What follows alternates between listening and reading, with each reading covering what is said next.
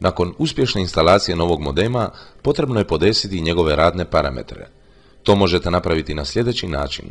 2 puta kliknete lijevu tipku miša, otvorite okvir My Computer, a zatim na isti način i Control panel.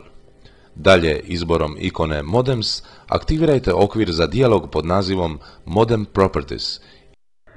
Da biste započeli instalaciju Internet Explorera, pokrenite program pod nazivom Setup iz Software MSIE5 foldera ovog CD-a. Nekoliko trenutaka kasnije, uvodni okvir iz kojega izabiremo prvu opciju, to je Install Internet Explorer 5 and Internet Tools.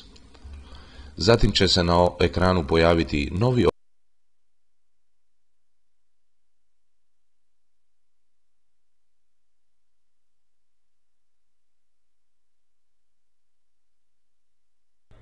Najlakši način formiranja nove web stranice jest upotreba takozvanog čarobnjaka, wizard. Evo kako se to radi. Ako je Front Page Express već pokrenut iz file menija, izaberite naredbu New. Tada će se na ekranu pojaviti dijalog za izbor čarobnjaka, to jest tipa stranice koju želite formirati.